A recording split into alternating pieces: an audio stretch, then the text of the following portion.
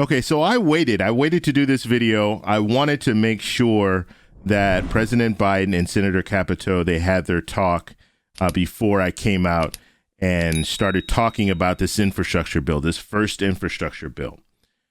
And we're in a situation right now where, and I've been talking about this for over a month now, ever since Senator Capito came out with her proposal, or with the Republican proposal, this $568 billion proposal. And then they started talking about the fact that they don't want to raise the corporate tax rate from 21% to 28%. That was pretty much a no-go. So if they want to raise the corporate tax rate, it's going to be dead on arrival as far as the negotiation.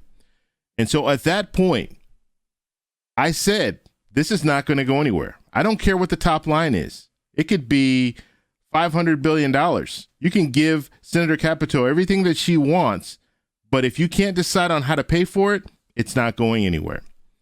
And so sure enough, it was confirmed earlier today that President Biden and Senator Capito, there's a collapse when it comes to this negotiation. So they're no longer going to be negotiating. And so now President Biden will be going off to Europe, and we will have some staff members that are going to continue this dialogue and try to continue negotiating with a bipartisan group of senators. So no longer Senator Capito. Now it's going to be this bipartisan group, which would include people like Mitch McConnell, Joe Manchin, Susan Collins, people like that. So that's where they're going to go from this point on. Now, this is more time that will be wasted because they're going to try to see if they can work out a deal.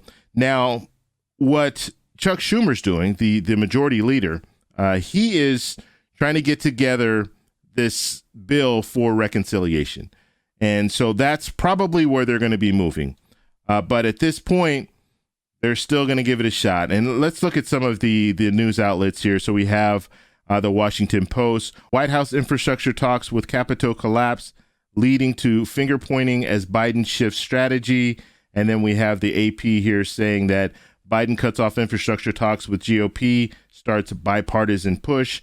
And so at this point, this is what we're looking at. I mean, we're looking at a situation where time is wasted. We've wasted at least another month and a half of real negotiating. Because when I say real negotiate, I mean negotiate among Democrats to figure out exactly how you can get something through. You have to work with Senator Manchin, because Senator Manchin is kind of on, he's on the fence about a lot of things, and he's the moderate in the group. And so they're going to have to cater to him, unfortunately, and he knows that. That's why he is kind of playing the strategy here, where it's like, oh, well, I don't know, I want to make it bipartisan. He just wants things for his state, which every senator should want things for their state.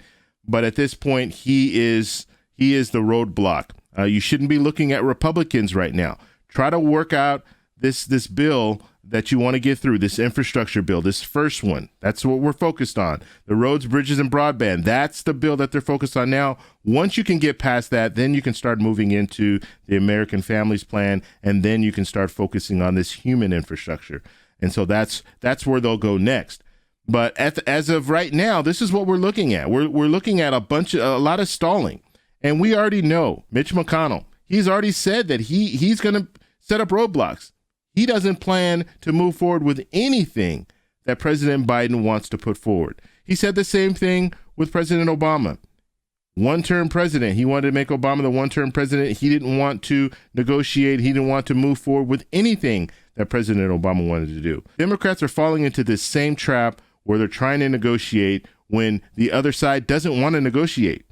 They might say they want to negotiate just to stall, just in the hopes that things will get so murky, and they'll have people like Senator Manchin come out and say, well, yeah, I want to make it bipartisan, and then nothing will get done. That's what Mitch McConnell wants. That's the strategy. The strategy is not to get things for the American people. The strategy is to stall and blame the other side. That way, in 2022, Mitch McConnell can become the majority leader again. Because if Democrats can't do anything in the next year and a half, then guess what? People will be upset with Democrats because they made all these promises they didn't keep. And then guess who's going to be the majority leader again? Mitch McConnell. So that's what we're looking at right now. That's where we are.